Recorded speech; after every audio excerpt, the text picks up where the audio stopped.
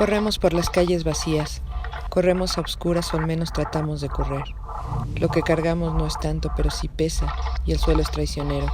Hay trozos de asfalto y cemento por todas partes, de lo que se ha ido rompiendo con los años, y aquí no ha levantado nadie. Esta novela es la primera novela de ciencia ficción que hago, o sea, explícitamente con la idea de preguntarme qué podría pasar en un momento dado a partir de las tendencias del presente, ¿no?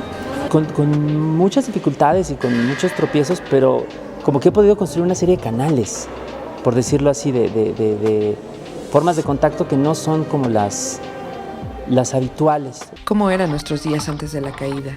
Yo los viví, y aquel tiempo no fue una edad de oro. Esta ciudad era terrible, pero ahora extraño a la gente que ya no está y la belleza que antes no veía. Yo creo que llevamos viviendo, digamos, como en una serie de ciclos de violencia generalizados y constantes, por lo menos desde mediados de la década pasada, ¿no? Antes también la teníamos, pero se volvió, digamos, como un punto focal de nuestra preocupación y además empezaron a crecer espectacularmente las cifras de muertos, de desaparecidos, a partir de ese momento. Y eso, pues también ha desplazado de muchas formas como nuestros intereses, no solamente como literatura, sino como sociedad, ¿no? Y con justa razón, porque la situación está digamos, terrible. Creo que la manera, a ver, no lo voy a decir así, creo que eso nos tiene que afectar, o sea, es imposible que no nos afecte. Estamos viviendo quizá, y a pesar de los esfuerzos que hay en contrario, y a pesar de los diferentes cambios que hemos tenido de regímenes y demás, pues una situación que podría ser equivalente a la que tenía Colombia en los años 80, ¿no? Y una situación en la que todavía no vemos claramente una salida. Por lo menos en mi caso, también tiene que ver que he estado trabajando mucho tiempo. O sea, el primer libro que saqué aquí en Toluca es de hace más de 30 años. Y además, pues he tenido la suerte, pues la posibilidad de proponer, por una parte, textos que aparecen, digamos, como en editoriales, canales con más alcance, ¿no? Que eso creo que sí es importante. Y por la otra, fíjate, creo que algo a mí personalmente que me ha ayudado es que, pues que de alguna manera he podido ir haciéndome de un público. ¿Quién sabe qué será este tipo de literatura, ¿no? Dicho así, a estas alturas del partido.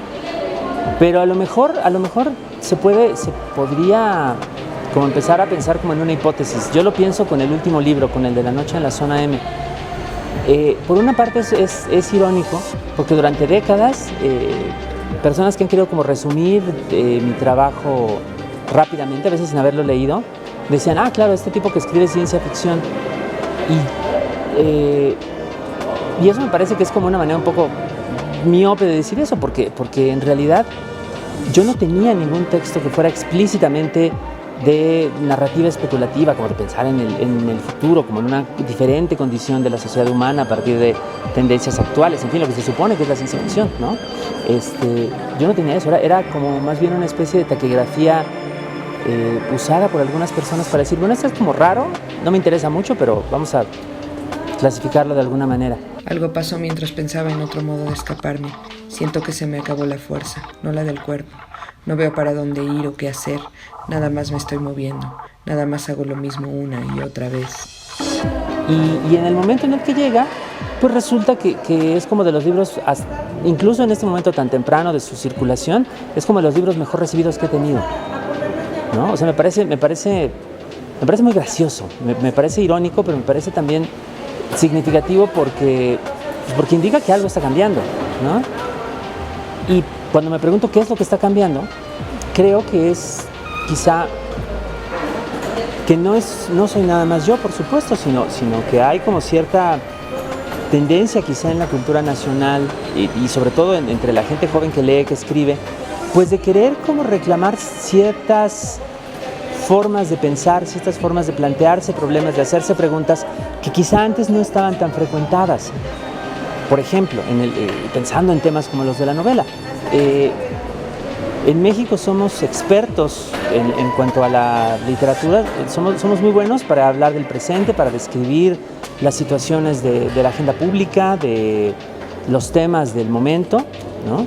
Y somos estupendos también para hablar del pasado, para hacer novela histórica, para preguntarnos por circunstancias sociales, políticas y por su evolución, ¿no? Tenemos muchísimos ejemplos de esto. Pero lo que no hemos querido hacer ha sido como reclamar ese mismo esa misma facultad creativa, esa misma facultad narrativa, ¿no? Para hablar del futuro, para hablar de nuestras posibilidades, no del destino, porque el destino no existe, sino de las alternativas que tenemos como sociedad, como culturas que viven en ese territorio.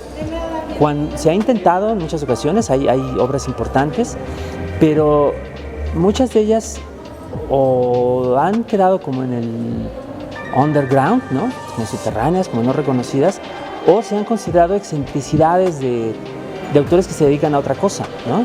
Generaciones de lectores se han dedicado a aprender cómo puede ser el futuro, comprando versiones del futuro que nos vienen de la lengua inglesa y donde no existimos, donde no cabemos, porque están formuladas desde otro contexto histórico, social, ¿no? Económico. Entonces, ahora me parece, en estos últimos años, se ha abierto como un cierto espacio para que empecemos en serio a preguntarnos por eso, por el futuro, ¿no? Y preguntárnoslo desde aquí. Un lugar común que todavía tenemos a la hora de hablar de literatura es tratar de poner a competir la lectura, la literatura de invención con la realidad, como si los libros no existieran, como si el proceso de leer, de imaginar, no fuera parte también de lo real, ¿no? Es una falsa competencia, pero nos lleva a no apreciar, ¿no? Que las historias que nos contamos, las canciones que nos escribimos, las imágenes que creamos, a lo mejor no son la totalidad de los avisos, las informaciones, las noticias que tenemos por todos lados, pero sí son una especie de selección, de corte, de muestra, no solamente más reducida, sino más ordenada, con una intención de sentido, con una búsqueda de sentido de eso que nos está pasando. Y que a partir de que le buscamos ese sentido, ya sea al leerlo o al escribirlo, al pintarlo o lo que sea, estamos también tratando de abrirnos paso y de encontrar una ruta a través de ese diluvio, pues, de todo lo que sucede. No podemos quedarnos nada más dejándonos aplastar por el diluvio, necesitamos movernos. Y las representaciones de la literatura, entre otras, son de las que nos ayudan a movernos, a encontrar una ruta. Es muy triste cuando un colega dice que, por ejemplo, ¿no? Leo historias de horror y siempre me asustan más las noticias. Suena muy bonito, ¿no?